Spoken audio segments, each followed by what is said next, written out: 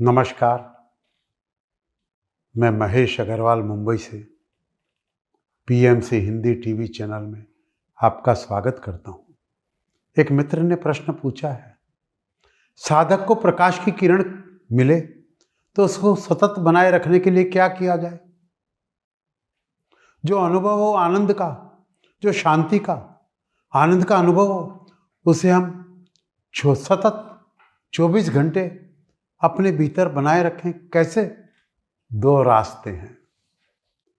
एक रास्ता तो है हम उस चित्त स्थिति को जो ध्यान में अनुभव हुई है उसका जब भी हमें अवसर मिले पुनः स्मरण करें। जैसे ध्यान के समय शांत श्वास ली है। जब भी दिन में समय मिले, जब आप कोई विशेष काम में नहीं लगे, उस समय श्वास को धीमा कर लें और नाक के पास जहाँ श्वास का कंपन हो उसको थोड़ा स्मरण करें और उस स्मरण के साथ ही उस भाव को फिर से आरोपित कर लें कि आप आनंदित हैं, प्रफुल्लित हैं, शांत हैं, स्वस्थ हैं। उस भाव को पुनः स्मरण कर लें और जब भी स्मरण आए, सोते समय, उठते समय, रास्ते पर जाते समय, जब भी स्मरण आए उस भाव को पुनः आवर्तित कर लें।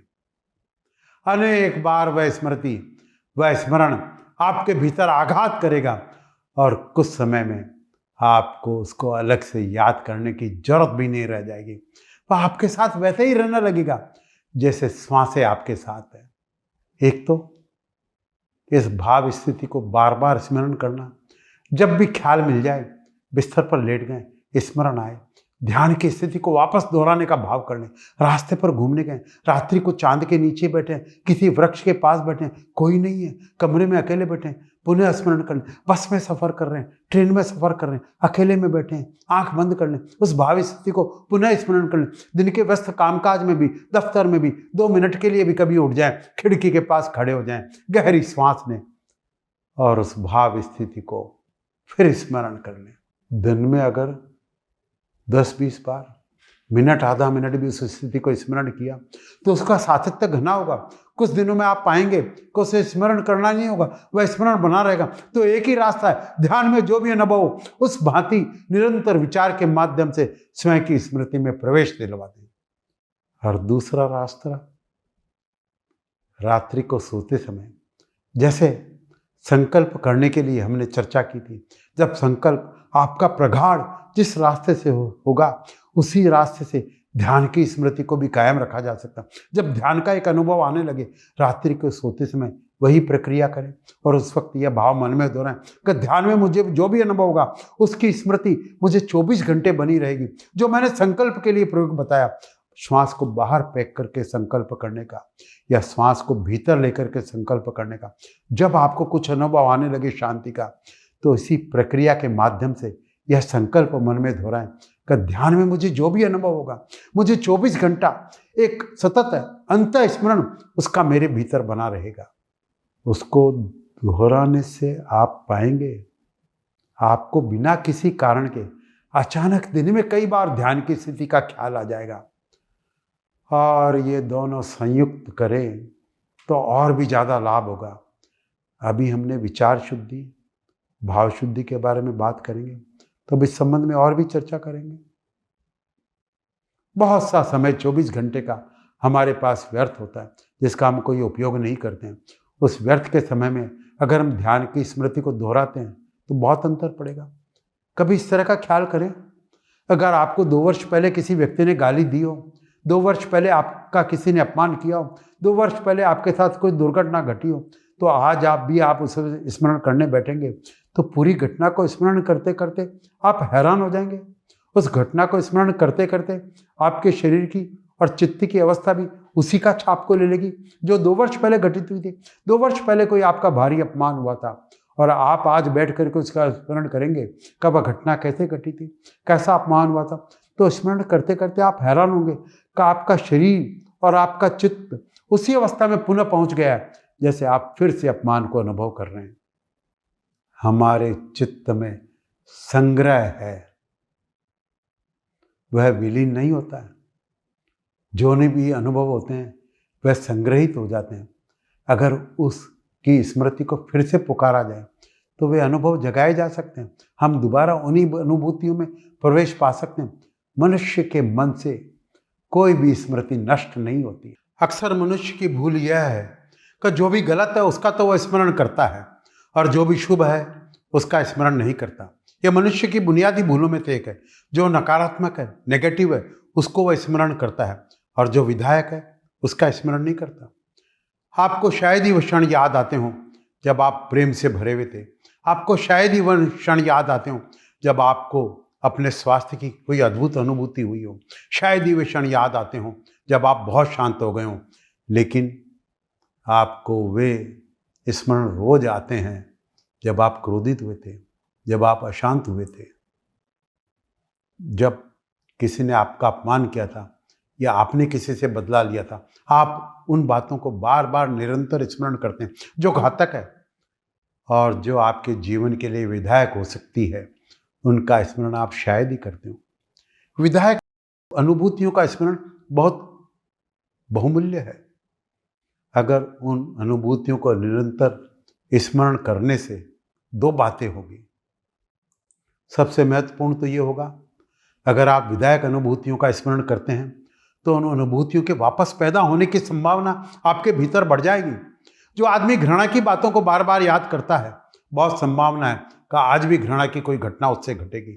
जो आदमी उदासी की बातों का बार बार स्मरण करता हो, बहुत संभव है वह आज फिर उदास होगा, क्योंकि उसके एक तरह के झुकाव पैदा हो जाते हैं और वही बातें पुनरुक्त हो जाती है। ये जो भाव है स्थायी बन जाते हैं और जीवन में उन भावों का बार बार पैदा हो जाना आसान हो जाता है।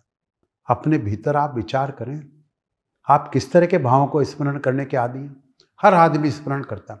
किस तरह के भावों को स्मरण करने के आप आदी हैं? अतीत के जिन भावों का आप स्मरण करते हैं, भविष्य में आप उन्हीं भावों का बीज बो रहे हैं और उसी की फसल को काटेंगे। अतीत का स्मरण भविष्य के लिए रास्ता बन जाता है। तो जो व्यर्थ है, जिसका कोई उपयोग नहीं है, उसको याद न करें, उसका कोई मूल्य नहीं है। अगर उसका स्मरण भी आ जाए तो उस स्मरण को कहें, बाहर हो जाओ, तुम्हारी कोई आवश्यकता नहीं। कांटों को भूल जाएं और फूलों को स्मरण करें। कांटे जरूर बहुत हैं, लेकिन फूल भी हैं। जो फूलों का स्मरण रखेगा उसके जीवन में से कांटे क्षीण हो जाते जाएंगे और फूल बढ़ जाएंगे, और जो कांटों का स्मरण रखेगा उसके जीवन में हो सकता है फूल विलीन हो जाएं और केवल कांटे ही रह जाएं। हम क्या स्मरण करते हैं, हम वही बनते चले जाते हैं। जिसका हम स्मरण करते हैं वही हम हो जाते हैं। जिसका हम निरंतर विचार करते हैं वह विचार हमें परिवर्तित कर देता है और हमारा प्राण हो जाता है। इसीलिए शुभ, सद, जो भी आपको श्रेष्ठ मालूम पड़े उसको स्मरण करें। उस जीवन में इतना दरिद्र जीवन में कोई नहीं है कि उसके जीवन में कोई शांति का, आनंद का, सौंदर्य का, प्रेम का क्षण घटित ना हुआ हो। अगर आप उनका स्मरण रखने में समर्थ हो गए तो यह भी हो सकता है कि आपके चारों तरफ अंधकार हो लेकिन आपकी स्मृति में प्रकाश हो, इसलिए चारों तरफ का अंधकार भी आपको दिखाई ना पड़े। और यह भी हो सकता है चारों तरफ दुख हो लेकिन आपके भीतर कोई प्रेम की, कोई सौंदर्य की, कोई शांति की अनुभूति हो और आपको चारों तरफ का दुख भी दिखाई ना पड़े। यह संभव है, यह संभव है। बिल्कुल कांटों के बीच में भी कोई व्यक्ति फूलों में हो, और इसके विपरीत भी संभव है। हमारे ऊपर निर्भर है कि हम अपने को कहाँ स्थापित कर देते हैं, हम अपने को कहाँ बिठा देते हैं। हाँ, ये हमारे ऊपर निर्भर है, हम स्वर्ग में रहते हैं या नर्क में रहते हैं। स्वर्ग और नर्क कोई भौगोलिक स्थान नहीं है, ये मानसिक और मनोवैज्ञानिक स्थितियाँ हैं। अधिकतर लोग दिन में कई बार नर्क में चले जाते हैं और कई बार स्वर्ग में आ जाते हैं। हम में से कई लोग दिन भर नर्क में रहते हैं और कई लोग तो वापस स्वर्ग में लौटने का रास्ता ही भूल जाते हैं। लेकिन ऐसे भी लोग हैं जो 24 घंटे स्वर्ग में रहते हैं, इसी जमीन पर, इन्हीं स्थितियों में। ऐसे लोग हैं जो स्वर्ग में रहते हैं। आप भी उनमें से एक बन सकते हैं, कोई बाधा नहीं, सिवाय कुछ वैज्ञानिक नियमों को समझने के। बुद्ध का एक शिष्य था, पूर्ण उसका नाम था। उसकी दीक्षा पूरी हुई, उसकी साधना पूरी हुई। पूर्ण ने बुद्ध से कहा, अब मैं जाऊं और आपके संदेश को उनसे कह दूं जिनको उसकी जरूरत है। बुद्ध ने कहा, मैं तुम्हें जाने की आज्ञा तो दूं, लेकिन एक बात पूछ लूं, तुम कहां जाना चाहोगे? बिहार में एक छोटा सा हिस्सा था जिसका नाम था सूखा। पूर्ण ने कहा, मैं सूखा की तरफ जाऊं। अब तक कोई भिक्षु वहां नहीं गया और वहां के लोग आपके अमर संदेश से वंचित है। बुद्ध ने कहा, वहां कोई नहीं गया तो उसके पीछे एक कारण था। वहां के लोग बहुत बुरे हैं। हो सकता तुम वहां जाओ और वे तुम्हारा अपमान करें, तुम्हें गालियां दें, तुम्हें परेशान करें, तो तुम्हारे मन में क्या होगा? पूर्ण ने कहा, मैं उन्हें धन्यवाद दूंगा। धन्यवाद दूंगा कि वे केवल गालियां देते हैं, अपमान करते हैं, लेकिन मारते नहीं हैं। उसने कहा, मैं धन्यवाद दूंगा कि वे गालियां देते हैं, अपमान करते हैं, लेकिन मारते ही नहीं हैं। वे मार भी सकते थे। तो बुद्ध ने कहा, यह भी हो सकता है, उनमें से कोई तुम्हें मारे तो फिर तुम्हारे मन को क्या होगा? तो पूर्ण ने कहा, मैं धन्यवाद दूंगा कि वे मारते हैं, लेकिन मार ही नहीं डालते, वे मार भी डाल सकते थे। तो बुद्ध ने कहा, मैं एक और अंतिम बात पूछता हूं, यह भी हो सकता है कोई तुम्हें मार ही डाले तो फिर तुम्हारे मन का क्या होगा? तो पूर्ण ने कहा, मैं धन्यवाद दूंगा कि उन्होंने मुझे उस जीवन से छुटकारा दिलाया दिया जिसमें कोई भूल हो सकती थी। पूर्ण ने कहा, मैं उन्हें धन्यवाद दूंगा, उन्होंने मुझे उस जीवन से छुटकारा दिला दिया जिससे कोई भूल हो सकती थी, मैं उसका अनुग्रह मानूंगा। अब तब बुद्ध ने कहा, अब तुम कहीं भी जाओ, अब इस पृथ्वी पर सब जगह तुम्हारे लिए तुम्हारा परिवार है, क्योंकि जिसके हृदय की यह स्थिति है उसके लिए इस जमीन पर कोई कांटे ही नहीं। महावीर के लिए कहा जाता है कि वे जब रास्तों पर चलते थे तो अगर कांटे सीधे पड़े हो तो भी उल्टे हो जाते थे। अब ये बात कितनी झूठ है। कोई कांटे को क्या मतलब का कौन चलता है? किसी कांटे को क्या प्रयोजन का महावीर चले या कोई और चले, और कांटे सीधे पड़े तो कैसे उल्टे हो जाएंगे? लेकिन मैं आपसे कहूं कि ये बात सच है। कोई कांटे उलटकर उल्टे नहीं होते हैं, लेकिन इसमें कुछ सच्चाइयां हैं। इन बातों में हमने कुछ प्रेम भरी बातें कही है। हमने ये कहना चाहा, जिस आदमी के हृदय में कोई कांटा नहीं रह गया इस जगत में के लिए, उसके लिए कोई कांटा सीधा नहीं है। हमने ये कहा, जिस आदमी के हृदय में कोई उत्ताप नहीं रह गया इस जगत में, उसके लिए हर जगह एक छायादार बदली है, उसके लिए कहीं कोई धूप नहीं। यही हमने कहा, ये हमारे चित्त की स्थिति है। हम जैसी बनाए रखेंगे दुनिया ठीक वैसी ही बन जाती है। ना मालूम कौन सा चमत्कार है कि जो आदमी भला होना शुरू होता है उसको सारी दुनिया एक भली दुनिया में परिवर्तित हो जाती है। जो आदमी प्रेम से भरता है उस सारी दुनिया का प्रेम उसकी तरफ प्रवाहित होने लगता है। और यह नियम इतना शाश्वत है कि जो आदमी घृणा से भरेगा प्रतिकार में घृणा उपलब्ध होने लगेगी। हम जो अपनी चारों तरफ फेंकते हैं वही हमें उपलब्ध हो जाता है। इसके सिवाय और कोई रास्ता भी नहीं है। तो 24 घंटे उन क्षणों का स्मरण करें जो जीवन में अद्भुत थे, ईश्वरीय थे। वे छोटे छोटे क्षण, उनका स्मरण करें। उन क्षणों पर अपने जीवन को खड़ा करें।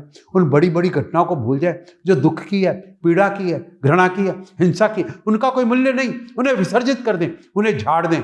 जैसे सूखे पत्तों दरख्त से गिर जाते हैं, वैसे जो व्यर्थ है उसे छोड़ते चले जाएं, और जो सार्थक है, जो जीवंत है, उसे स्मरण पूर्वक पकड़ते चले जाएं। 24 घंटे इसका सातत्य रहे, एक धारा मन में बहती रहे, शुभ की, सौंदर्य की, प्रेम की और आनंद की। तो आप पाएंगे जिसका आप स्मरण कर रहे हैं वे घटनाएं बढ़नी शुरू हो गई हैं। जिसको आप निरंतर साध रहे हैं उसका चारों तरफ दर्शन होना शुरू हो जाएगा। तब यही दुनिया बहुत दूसरे ढंग की दिखाई पड़ेगी। यही सारे लोग बहुत दूसरे हो जाते हैं। यही आंखें और यही फूल और यही पत्थर एक नया अर्थ ले लेते हैं जो हमने कभी पहले जाना नहीं था, जो हमें कुछ और बातों में उलझाए। तो ध्यान में जो भी अनुभव हो, थोड़ा सा भी प्रकाश, थोड़ी सी भी करने, थोड़ी सी भी शांति, उसे स्मरण रखें। जैसे एक छोटे से बच्चे को उसकी माँ संभालती है, वैसे जो भी छोटी छोटी अनुभूतियां हो आपको उन्हें संभालें। अगर नहीं संभालेंगे तो वे मर जाएंगे। और जो जितनी मूल्यवान चीज होती है उसे उतना ही ज़्यादा संभालना होता है। जानवरों के भी बच्चे होते हैं, उनको संभालना नहीं होता है। और जितने कम विकसित जानवर हैं उनके बच्चों को उतना ही कम संभालना होता है। वे अपने आप संभल जाते हैं। जैसे जैसे विकास की सीढ़ी आगे बढ़ जाती है वैसे वैसे आप पाते हैं अगर मनुष्य के बच्चे को न संभलाया जाए ना तो वह जी नहीं सकता, उसके प्राण समाप्त हो जाएंगे। तो जितनी श्रेष्ठ स्थिति है जीवन की उसे उतना ही संभालने की जरूरत है। तो जीवन में जो भी अनुभूतियां मूल्यवान है उनको उतना ही संभाल लेना, उतने ही प्रेम से उनको संभालना होता है। तो छोटे से भी अनुभव हो उन्हें संभालें। वैसे ही जैसे मैं आपको कुछ हीरे दे दूं तो आप उन्हें कैसे संभालेंगे? अगर आपको कोई बहुमूल्य खजाना मिल जाए तो उसे आप कैसे संभालेंगे? कहाँ रखेंगे? कहाँ छिपा करके रखना चाहेंगे? उसे अपने हृदय के करीब ही रखना चाहेंगे? भिकमंगा मरता था एक अस्पताल में, और जब पादरी उसके पास गया, क्योंकि डॉक्टरों ने कह दिया था वह मरने को है, वह पादरी उसके पास गया अंतिम भगवान की प्रार्थना करवाने के लिए। उसने कहा तुम हाथ जोड़ो, तो उसने एक ही हाथ उठाया, एक हाथ की मुट्ठी बंद थी। पादरी ने कहा दोनों हाथ जोड़ो, तो उसने कहा क्षमा करे, दूसरा मैं नहीं खोल सकता हूँ। वह आदमी मरने को है और दूसरा हाथ नहीं खोल रहा। वह मर गया 2 क्षण बाद, हाथ खोला गया, कुछ गंदे सिक्के वह इकट्ठे किया हुआ था जिस पर उसने मुट्ठी बांधी हुई थी, कुछ गंदे सिक्के। उसे पता है मर रहा है लेकिन मुट्ठी बंधी हुई है। साधारण सिक्कों को हम संभालना जानते हैं, सब जानते हैं, पर जो श्रेष्ठतम है उन्हें संभालने का हमें कुछ पता नहीं। हम उसी भिखमंगे की तरह हैं जो एक दिन मुट्ठी बंद किए हुए पाए जाएंगे, और जब उनकी मुट्ठी खोली जाएगी तो गंद सिक्कों के सिवाय कुछ नहीं मिलेगा। उन अनुभूतियों को संभालें, वही असली सिक्के हैं जिन्होंने आपके जीवन को स्फूर्णा दी हो, प्रेरणा दी हो, आपके भीतर कुछ परिवर्तित किया हो, कुछ कंपित हुआ, कुछ श्रेष्ठ की तरफ आपके भीतर लपट पैदा हुई। उन्हें उसी भांति संभालें। इन 2 रास्तों पर हमने विचार किया, इसका प्रयोग करेंगे तो आपको समझ में बात आ जाएगी। एक मित्र ने पूछा है, सेक्स एक सृजनात्मक शक्ति है, पति पत्नी के संबंध में उसका क्रिएटिव उपयोग कैसे किया जाए? ये बहुत बहुमूल्य बात है। शायद ही ऐसे लोग होंगे जो इस तरह के, जिनके लिए इस तरह का प्रश्न उपयोगी ना हो, सार्थक ना हो। दुनिया में 2 तरह के लोग हैं। एक वे लोग हैं जो सेक्स की और काम की शक्ति से पीड़ित हैं, और एक वे लोग हैं जिन्होंने काम की शक्ति को प्रेम की शक्ति में परिवर्तित कर लिया।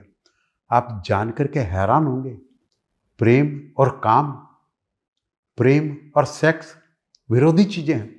जितना प्रेम विकसित होता है सेक्स क्षीण हो जाता है, और जितना प्रेम कम होता है उतना सेक्स ज़्यादा हो जाता है। जिस आदमी में जितना ज़्यादा प्रेम होगा उसमें उतना ही सेक्स विलीन हो जाएगा। अगर आप परिपूर्ण प्रेम से भर जाएंगे तो आपके भीतर सेक्स जैसी कोई चीज़ रह ही नहीं जाएगी। अगर आपके भीतर कोई प्रेम नहीं है तो आपके भीतर सब सेक्स ही सेक्स है। सेक्स की जो शक्ति है उसका परिवर्तन, उसका उदात्तीकरण प्रेम में होता है। इसलिए अगर सेक्स से मुक्त होना हो तो सेक्स को दबाने से कुछ भी ना होगा। उसे दबा करके कोई भी पागल हो सकता है, और दुनिया में जितने पागल हैं उसमें से 90 संख्या उन लोगों की है जिन्होंने सेक्स की शक्ति को दबाने की कोशिश की है। और जितना सभ्यता विकसित होती है उतना ही पागल बढ़ते जाते हैं, क्योंकि सभ्यता सबसे ज़्यादा दमन सेक्स का करती है।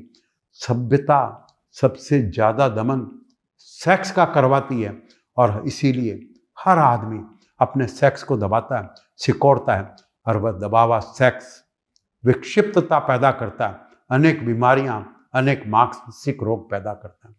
तो सेक्स को दबाने की जो भी चेष्टा है वह पागलपन है। ढेर सारे साधु पागल होते हुए पाए जाते हैं, उसका और कोई कारण नहीं है सिवाय इसके कि वह सेक्स को दबाने में लगे हुए। उनको पता नहीं है कि सेक्स को दबाया नहीं जा सकता। प्रेम के द्वार खोलें तो जो शक्ति सेक्स के मार्ग से बहती है वह प्रेम के प्रकाश में परिणित हो जाएगी। जो सेक्स की लपटें मालूम होती है वे प्रेम का प्रकाश बन जाएगी। प्रेम का विस्तीर्ण करें। प्रेम सेक्स का क्रिएटिव उपयोग है, उसका सृजनात्मक उपयोग है। जीवन को प्रेम से भर दें। एक समारोह था, बहुत से साधु आमंत्रित थे, बड़े बड़े लोग वहाँ थे। जिसने आयोजन किया था उसकी एक बड़ी आकांक्षा थी कि सारे संत एक ही मंच पर बैठ करके बोले, लेकिन वह संत राजी नहीं हुए। उन्होंने कहा कौन नीचे बैठेगा, कौन ऊपर बैठेगा, हम ऊपर बैठेंगे, हम नीचे नहीं बैठ सकते। उन्होंने कहा खुद, यह आपने भक्तों के द्वारा कहलवाया, और कहने वाला तो फिर भी सरल होता है, लेकिन कहलवाने वाला तो और भी जटिल होता जाता है।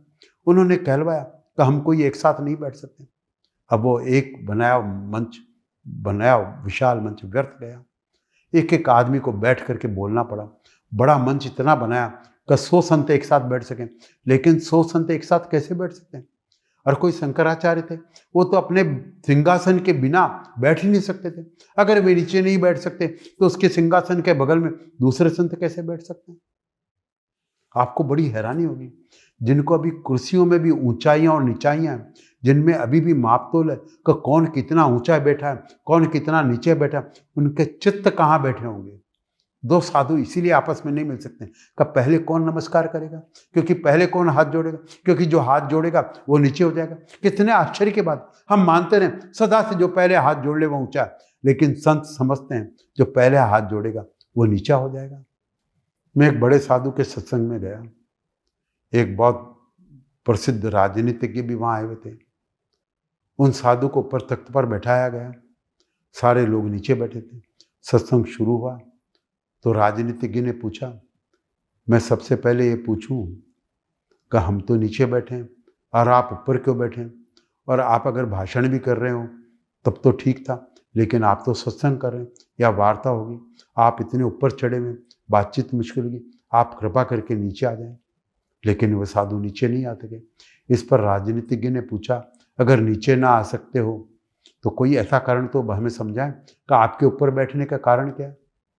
अब वे संत तो घबरा गए। एक दूसरे साधु ने उत्तर दिया, यह परंपरागत है कि वे ऊपर बैठे। उस राजनीतिज्ञ ने कहा, ये ऊपर बैठे हुए साधु आपके गुरु होंगे, लेकिन हमारे तो गुरु नहीं है। हमने हाथ जोड़ करके इनको नमस्कार किया, इन्होंने हाथ नहीं जोड़े बल्कि हमको आशीर्वाद दिया। तो मैंने उन राजनीतिज्ञ से पूछा कि आपको यह क्यों दिखाई पड़ा कि ये ऊपर बैठे हुए? सबसे पहले आपको ये कैसे दिखाई पड़ा कि वे ऊपर बैठे हुए? और मैं आपसे ये पूछूं कि आपको दिखाई पड़ा कि वो ऊपर बैठे हैं, तो आपको ये दिखाई पड़ा कि आपको नीचे क्यों बैठाया गया? क्योंकि यह भी हो सकता था आप ऊपर बिठा दिए गए होते। तो मैं नहीं समझता कि आप ये प्रश्न पूछते। हम सारे लोग नीचे होते और आप भी उनके साथ ऊपर होते, तो मैं नहीं समझता कि आपने प्रश्न पूछा। इसलिए दिक्कत उनके ऊपर बैठने से नहीं है, दिक्कत आपको अपने नीचे बैठने से। उन राजनीतिज्ञ ने, वो बड़ी पावर में थे, अग्रणी लोगों में से थे भारत के, उन्होंने बड़े गौर से देखा, बड़ी सरलता से उन्होंने कहा, मैं स्वीकार करता हूं, मुझसे कभी किसी ने यह नहीं कहा, मुझ में तो बहुत अहंकार है। अब जो संत ऊपर बैठे हुए थे बड़े प्रसन्न हुए। जब विदा होने लगे तो उन्होंने मेरे कंधे पर हाथ रख करके कहा, आपने अच्छा मुंह तोड़ जवाब दिया। तो मैंने उनको कहा, वह जवाब उनके लिए नहीं था, आपके लिए भी था। मुझे दुख है कि वह राजनीति की ज़्यादा सरल साबित हुआ और आप उतने सरल भी साबित नहीं। उन्होंने तो स्वीकार कर लिया कि यह मेरा अहंकार है, लेकिन आपने तो यह भी स्वीकार नहीं किया, उल्टा आपने तो अपने अहंकार का पोषण कर लिया। अब ऐसे जो संत हैं, ऐसे जो साधु हैं, वह मिलकर के काम नहीं कर सकते, क्योंकि उनका तो सारा काम, उनका तो सारा जोश किसी की दुश्मनी में, वो कुछ और कर ही नहीं सकते। उनकी सारी क्रिया किसी की घृणा और विरोध से निकल रही है। इसलिए इतने संप्रदाय हैं, इतने धर्म हैं, उनके नामों से जो साधु खड़े हैं उनको कोई ना समझी साधु कह सकता है, क्योंकि साधु का तो पहला लक्षण यह है कि वह किसी धर्म का नहीं। साधु का पहला लक्षण तो यह होगा कि उसकी कोई सीमा नहीं, उसका कोई संप्रदाय नहीं, उसका कोई घेरा नहीं, वह सबका होगा। और उसका पहला लक्षण होगा कि उसकी अहंता मिट गई होगी, उसकी अस्मिता विलीन हो गई होगी। ये सब तो अहंकार को बढ़ाने और पोषण करने के उपाय हैं। बहुत धन से भी अहंकार तृप्त होता है, बहुत त्याग किया है मैंने, इससे भी तृप्त होता है, बहुत ज्ञान है मेरे पास, इससे भी तृप्त होता है, और मैंने सबको लात मार दी, सब त्याग दिया, इससे भी तृप्त होता है। और जिनकी तृप्तियां हैं वे कभी भी साथ नहीं हो सकते, क्योंकि अहंकार अकेला विभाजक तत्व है, निरअहंकारिता ही अकेला जोड़ने वाला तत्व है। तो जहां निरअहंकार है वहां जोड़ है। एक बार कबीर जहां रहते थे, उनके गांव के पास से एक मुसलमान फकीर था फरीद, उसके गांव से निकलना हुआ। उसके कुछ और साथी भी यात्रा पर निकले थे। उनके साथियों ने फरीद से कहा, बड़ा सुयोग है, रास्ते में कबीर का भी निवास पड़ता है, उसकी कुटी पर हम 2 दिन रुकें, आप दोनों की चर्चा होगी तो हमें बहुत आनंद होगा, आप दोनों मिलेंगे और बातें करेंगे तो हम आपकी चर्चा को सुनकर के बहुत लाभान्वित होंगे। फरीद ने कहा, जरूर रुकेंगे, मिलेंगे, लेकिन चर्चा शायद ही हो। उन्होंने पूछा, क्यों? फरीद ने कहा, चलो रुकें, मिलेंगे भी, रुकेंगे भी, चर्चा भी हो जाए शायद। कबीर के शिष्यों को पता चला। उन्होंने कहा यहाँ से फरीद निकलने को है, हम उन्हें रोक लें, बड़ा आनंद आएगा, 2 दिन आपकी बातें होगी। कबीर ने कहा मिलेंगे जरूर, जरूर रुको, बहुत आनंद होगा। फरीद को रोका गया। फरीद और कबीर गले मिले, दोनों खुशी में रोए, लेकिन 2 दिन में उनमें से कोई बात ही नहीं हुई और वे दोनों विदा हो गए। अब शिष्य लोग तो बहुत निराश हुए। जब वे दोनों विदा हो गए तो दोनों के शिष्य ने पूछा, आप कुछ बोले नहीं?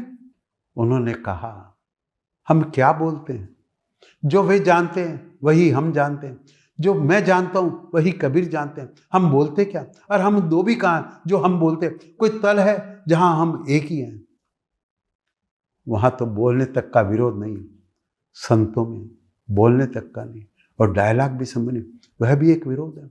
उस स्तर पर संतों का सनातन काम एक ही हो रहा है, उसमें कोई प्रश्न नहीं है विरोध का। वे कितने किसी समय पैदा हो, किसी कौम में किसी ढंग से रहे, उनमें कोई विरोध नहीं। लेकिन जो संत नहीं है, स्वाभाविक है उनमें विरोध होगा।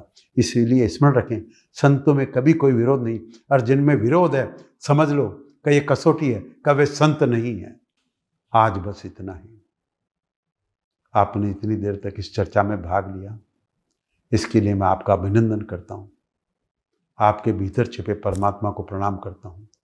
मेरा प्रणाम स्वीकार करें। PMC हिंदी बदले जीवन।